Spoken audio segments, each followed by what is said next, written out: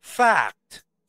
Ang storya ng One Piece ay pinagbibidahan ng mga pirata. At dito sa mundong to, ang natural nilang kalaban ay mga Marines. Ang organisasyon na to ang siyang kamay ng world government para labanan ang mga kriminal na pagala-gala sa karagatan. Ngunit subalit datapwat, alam naman natin na ang Marines ay sunod-sunuran sa kagustuhan ng mga Celestial Dragons. Dahil dyan, ang organisasyon na to ay hindi mapagkakatiwalaan at sadyang korap, lalo pa ngayon na pinamumunuan sila ni Akainu. Ngunit hindi naman lahat ng nasa samahang ito ay mga masasama. Meron pa rin sa kanila na mga mabubuti at matitino. Sila ang topic natin para sa video na to. Mga miyembro ng Marines na sa palagay ko may tendency na bumaliktad dahil hindi na rin nila kinakayang makita ang korupsyon na nangyayari sa kanilang hanay. Kilalanin natin sila isa-isa at subukan nating alamin ang kanilang mga rason kung sakasakaling sila ay gagawa ng pag-aaklas o kudeta. Pero bago muna yan, kung gusto nyo ng mga usapang anime, nasa tamang landas kayo, kaya mag-subscribe na sa ating channel, hit the bell notification icon para wala kang mapalampas na mga bago nating videos. So yan, hindi ko na pagtatagalin, simulan na natin. Ang unang-unang taong sa tingin ko ay babaliktad sa mga Marines ay walang iba kundi si Monkey D. Garp. Alam naman natin na halos wala na siyang respeto sa mga Celestial Dragons.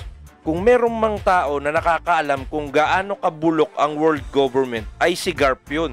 Kung matatandaan nyo, sa Marineford War, handa niyang patayin si Akainu matapos nga nitong patayin si Ace. Sa pagtatapos ng nasabing gera, kitang-kita naman natin na hindi niya tanggap ang mga nangyari.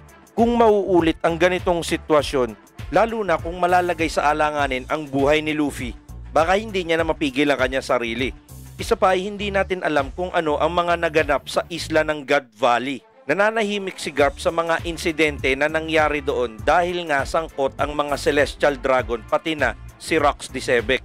Malamang ay puro katarantaduhan ng ginagawa ng mga tao ron, kaya nasisiguro ko na crucial ito kung sakasakaling magdesisyon siya na bumaliktad sa world government.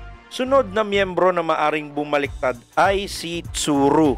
Marahil marami sa inyo ang hindi nakapansin sa detalye na to, pero gusto niya talaga na mahuli si Don Quixote do Flamingo.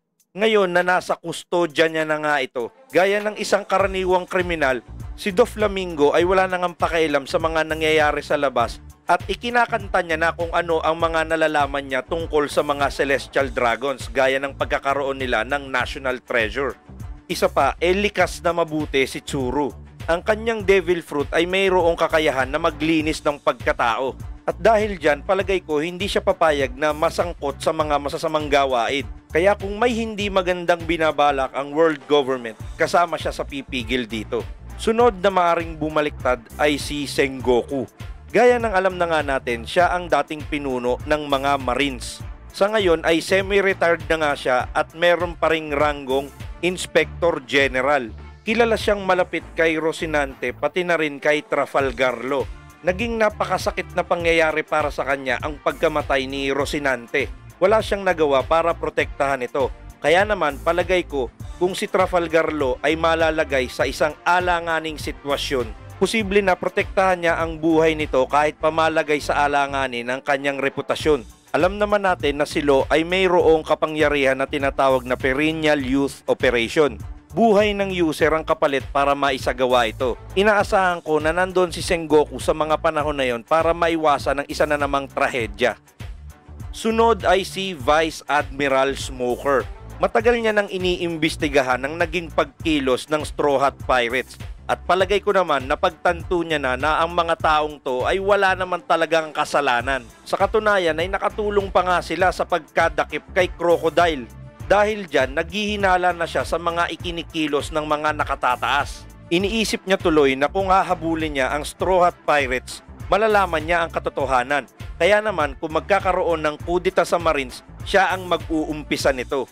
Isa pa sa malamang nababaliktad ay ang kanang kamay niya na si Tashigi. Si Tashigi ay likas na mabuti at loyal na tagasunod ni Smoker. Isa pa hinahabol niya si Zoro. Hindi natin alam kung anong mga katotohanan na nagtatagpi sa dalawa. Posible na meron silang common enemy. Alam nyo naman na isa sa 5 elder ay naghahawak ng espada. Baka nga, malay nyo, ewan. Sunod na maaring bumaliktad ay si Rear Admiral Hina. Sinasabi na maraming beses niyang pinagtatakpan ng mga bagay-bagay na maaring ikapahamak ni Vice Admiral Smoker.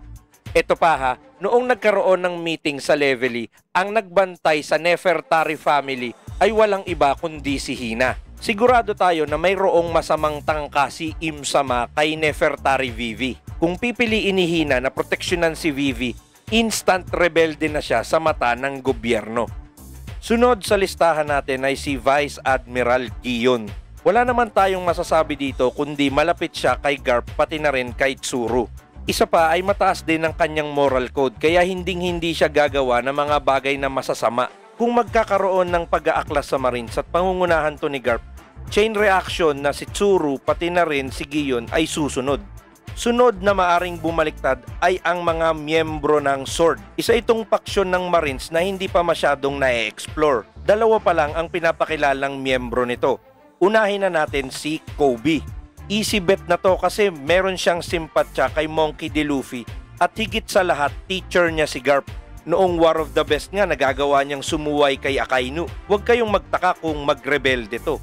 Isa pang bonus, isama mo na yung tropa niya na si Helmepo. Isa pang kumpirmadong miyembro ng Sword ay si Jess Drake. Kung updated ka sa manga, alam mo na hindi na siya kasama sa grupo ni Kaido.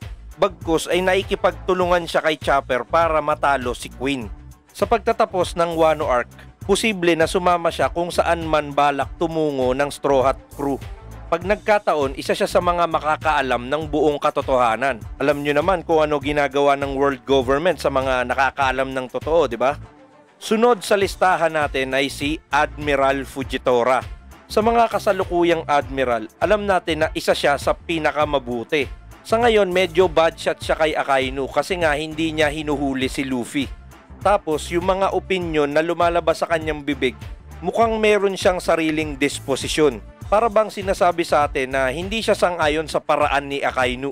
Tingin ko nga mukhang isa siya sa mga taong handang sumuway sa nakatataas.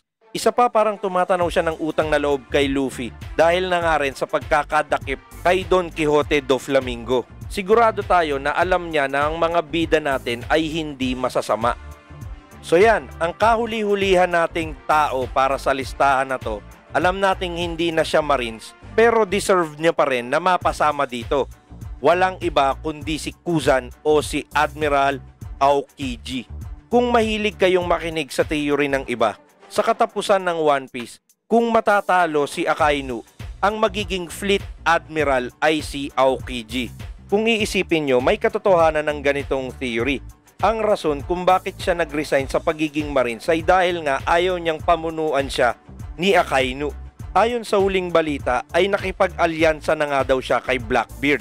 Maaring may katotohanan nga ito pero alam natin pare-pareho na malabnaw ang relasyon na to. Wala ngang tiwala sa kanya yung ibang miyembro ng Blackbeard Pirates eh. Anyway, kung magkakaroon man ng kudeta sa Marines, palagay ko siya yung utak. Noong ini-introduce pa lang ang karakter ni Aokiji, wala na talagang tiwala sa kanya yung mga nakatataas. Nagsimulang mabuksan ang kanyang isipan noon sa Ohara Incident. Napilitan pa siyang patayin ang kanyang kaibigan na si Jaguar de Saul. Kilala rin siyang malapit kay Garp pati na rin kay Smoker. Siya rin ang itinulak ni Sengoku para pumalit sa kanya bilang Fleet Admiral ng Marines. Kung iisipin mo, siya talaga yung perfect na rebelde. Tapos may somewhat understanding sila na hindi niya gagalawin ang Straw Hat Crew. So sobrang interesting, di ba? Yan, conclusion na tayo. So itong mga Marines na binanggit ko, hindi naman nangangahulugan na sila ay magiging pirata o kampi na sila sa mga pirata. Ang gusto ko lang sabihin dito ay sila yung puwersa ng kabutihan. Maari nga na sa pag-uumpisa ng final battle, nasa panik pa rin sila ng world government. Pero sa kalagitnaan ng digmaan, posibleng magbago ang mga sitwasyon.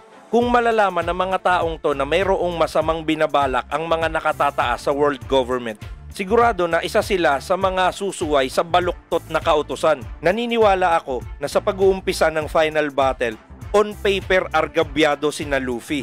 Pero sa kalagitnaan ng labanan, kung maiisip nilang bumaliktad, magbabago talaga ang takbo ng mga pangyayari pabor sa puwersa ng kabutihan.